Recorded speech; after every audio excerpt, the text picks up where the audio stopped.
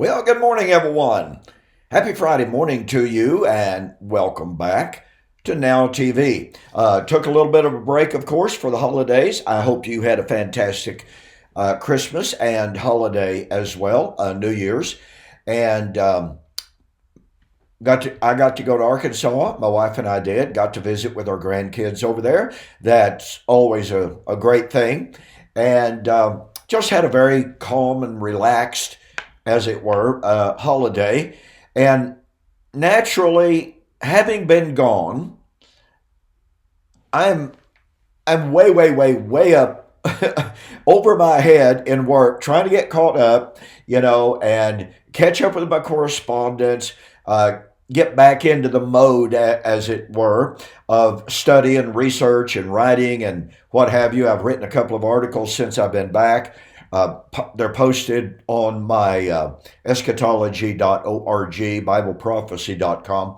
And so you want to go there because I've responded to some people who have written some things against covenant eschatology and have tried to share with my visitors how really honestly how desperate futurists can become when they're trying to hold on to their views. Just as an example of this, in an article that I just posted just the other day, one individual and it's a guy that I've interacted with down through the years. I finally stopped interacting with him because of his just willful, egregious, willful distortions of what the Bible actually says. I mean, he takes verses and he literally changes the wording of the inspired text and claims that his perversion is what it actually says. Classic example,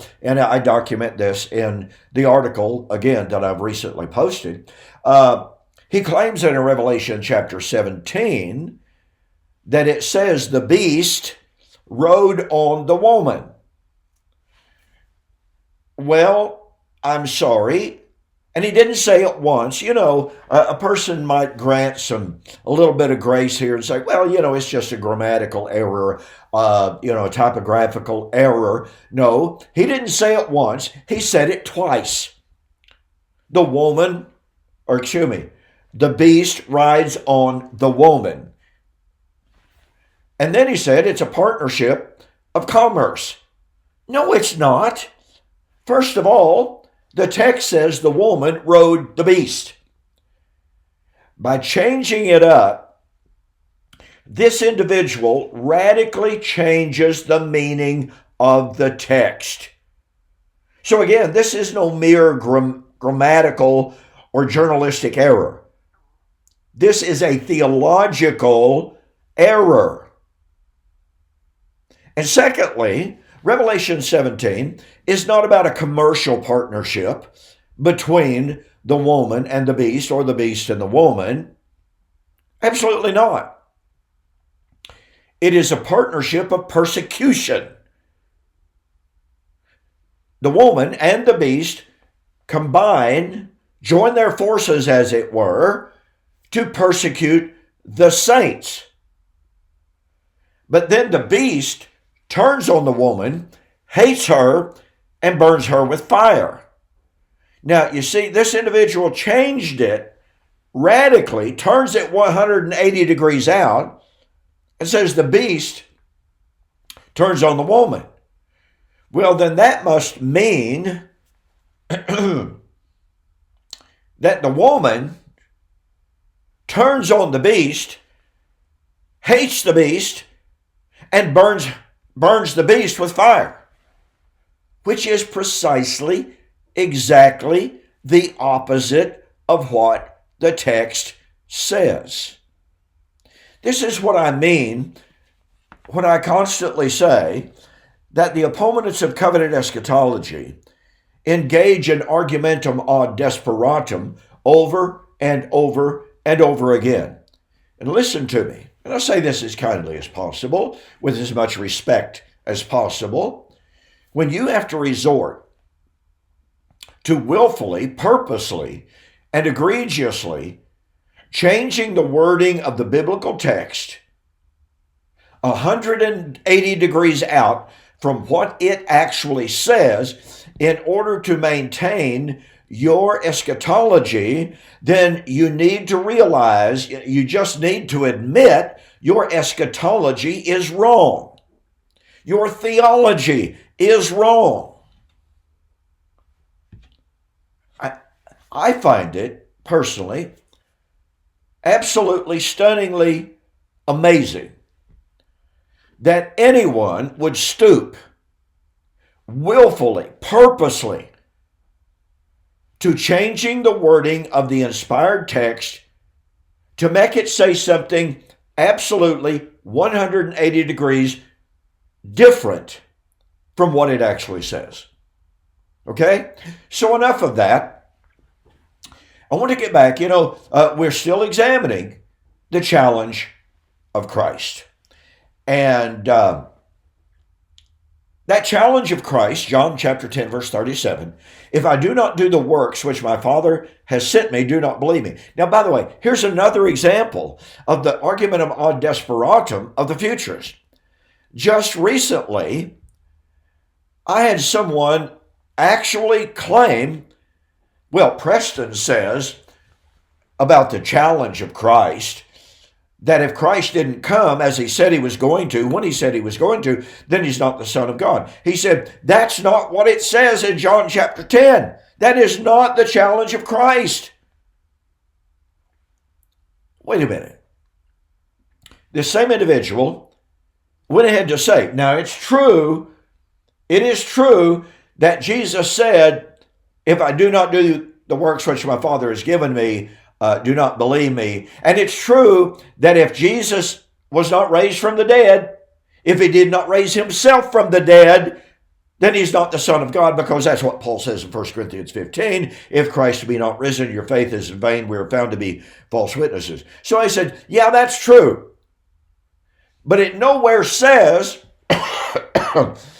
if I don't come back at the time that I say, then I'm not the Son of God. Well, it doesn't use those specific words. That's the logical fallacy thingy.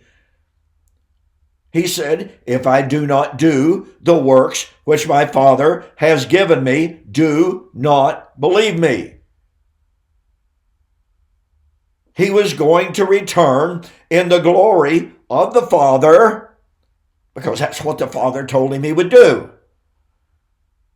Thus, if Jesus did not return in the glory of the Father in the lifetime of the first century generation, he fails his own challenge. I mean, you can divert, you can obfuscate, you can dodge, and you can dance and say, oh, well, he never specifically said, if I don't come when I say that I'm going to, then I fail my own challenge. No, he didn't use those specific words, but you can't exclude that from the challenge of Christ. So what we've been doing is I've been sharing with you how in the book of Revelation, John was given this vision.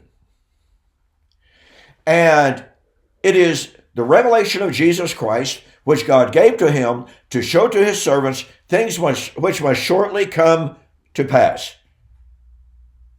Blessed is he, verse 3, who reads and understands and keeps the sayings of this book, for the time has come. Now, ladies and gentlemen, I've been emphasizing the significance and the power of, the Greek word kairos. Oh, excuse me. Coffee's not setting well with me this morning. The word kairos means appointed time, designated time. And as scholar after scholar after scholar agrees, it is the divinely appointed time. Now listen to me. I want you to listen very carefully. People try to avoid the time statements. I've shared with you many objections to the time statements. And people say, well, yeah, Jesus said he was coming soon, but we all know soon doesn't mean 2,000 years, or that it means 2,000 years. We all know quickly and shortly. Quickly just means rapidly, not soon. I've got to tell you a little anecdote here. Just recently, a former preterist, attempting to refute the Times statements, said, well, quickly, tachus, is an adverb. And when that little ly is added to taku, then that's describing the manner. Not the when, the manner. And so this negates the preterist claim that Christ said he was coming soon when he said, these things must shortly come to pass. I could not help but laugh. And I apologize. Well, really, I don't apologize, because this needs to be understood. It is part of understanding the challenge of Christ. These things must shortly come to pass. Okay, so as I sat and listened to him, and his emphasis was, when you see that little ly added to taku, that means the manner of coming with rapid speed, not soon. Okay, so imagine yourself, okay? Your house catches on fire. And listen, I've been in that situation. Had a house fire 17 years ago. So imagine yourself. Your house catches on fire. You dial 911. My house is on fire. My house is on fire. And the dispatcher says, oh, don't worry. We're coming quickly. We'll get it. We'll take care of it. We're coming quickly. You run outside because you can't get the fire out, and you watch your house burn to the ground. And the fire department's not there. Time passes. You slowly rebuild. And years later, 10, 15 years later, pardon me, you're sitting on your front porch and you hear this siren. And it's a fire truck, and it's just blasting down the street at a high rate of speed, rapidly. And it pulls into your driveway and says, where's the fire? Where's the fire? And you're going, what in the world are you talking about? That fire happened 17 years ago. And the dispatcher says you were coming quickly and you didn't come quickly. And the fire chief says, no, you don't understand. If the dispatcher would have said we're going to come quick, then that would have meant we're going to leave immediately and we'd be here soon. But you don't understand. When you add the little ly to quick, all that means is we were going to drive 100 miles an hour to get here. You see, that's what futurists are doing. They literally destroy the meaning of time words. They make a mockery of language. Now, does quickly, can it convey the idea of rapidity of action? Nobody denies that. Can it not also mean soon? And consider that in the light of the context of the book of Hebrews. Consider that in the light of James. Consider that in the light of 1 Peter. And consider that in the light of the book of Revelation. These things, the coming of the Lord, the judgment, the resurrection, these things must shortly come to pass. Now, keep in mind, the context of the book of Revelation is the vindication of the martyrs who are crying out, how long, O Lord, holy and true, do you not avenge us on those that are on the earth? And they were given white robes and told to rest, 3,000 or 4,000 years. But at the end of 3,000 or 4,000 years, the Lord would come with the fastest cloud in the heavens. I'm sorry, folks, you know that's ludicrous. They were told to rest for a little while. Now, let's remember that in Hebrews chapter 10, verse 37, after promising to those who eagerly look for him, he will appear a second time apart from sin for salvation.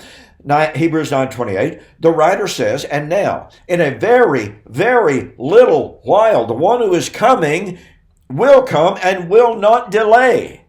Well, who is the one that was coming? Oh, that's Christ. Hebrews 9:28. So here, in chapter 10, verse 37, we are told, in a very, very little while. Well, that's not rapidly, as in swift action, versus imminence. In a very, very little while. The Greek is hoson, hoson, mikron. And it cannot be distorted. It cannot be manipulated. It cannot be explained away. So here's the book of Revelation promising that in just a little while, the martyrs were going to be vindicated. And here's Hebrews saying, in a very, very little while, the one who is going to come to do what? To vindicate the martyrs and to bring salvation. He was coming and would not delay. And once again, it is an absolute mockery of language to say, well, a little while doesn't mean anything to God. God wasn't talking to himself. He was talking to people who understand what a very, very little while means, and they know it doesn't mean 2,000 years. But I got to hurry, because I want to go back to Daniel chapter 7, and here's the point I'm trying to make. This kairos, this appointed time, according to Daniel chapter 2, was appointed for the days of the Roman Empire. Now, mind you, it was far off from the time of Daniel. How do I know that? Well, because the countdown started in the days of Babylonia. It went to the Medes and the Persians. Those kingdoms encompassed hundreds of years. And then it went to the Greeks, and then it came to the Romans. So from Daniel's time to the days of Rome, the fourth empire of Daniel chapter 2, was a period of 500 years, just rounded off to 500 years.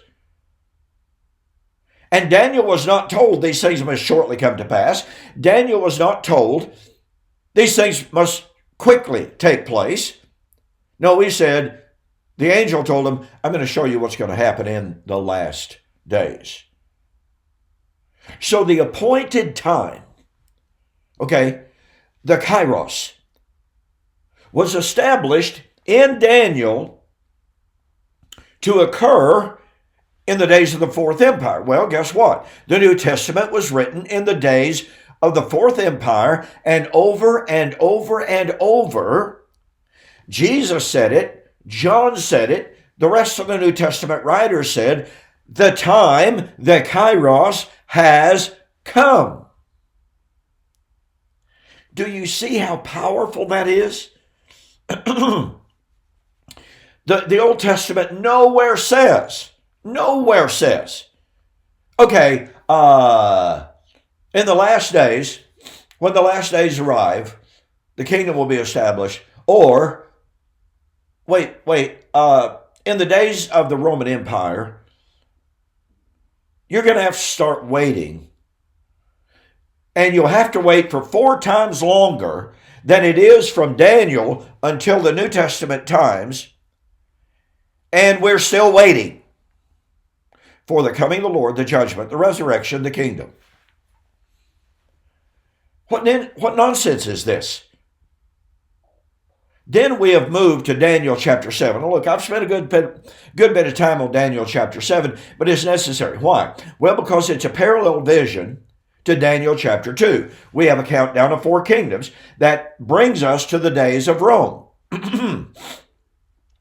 In the days of Rome, the little horn would arise and persecute the saints. But the Ancient of Days, the thrones would be set up for the Ancient of Days. The Son of Man would come on the clouds of heaven and destroy the little horn, and the kingdom would be given. Well, Daniel chapter 2, verse 44, in the days of the fourth empire, the kingdom would be established. Pardon me. Daniel chapter 7, in the days of the fourth empire, i.e. Rome, just like Daniel 2, the little horn would arise, persecute the saints, Son of Man would come, destroy the little horn, and the kingdom would be established. Now, look, folks, this illustrates that Daniel 2 and Daniel 7 are talking about the appointed time of the end. You know, the time that Revelation 1 and verse 3 is talking about.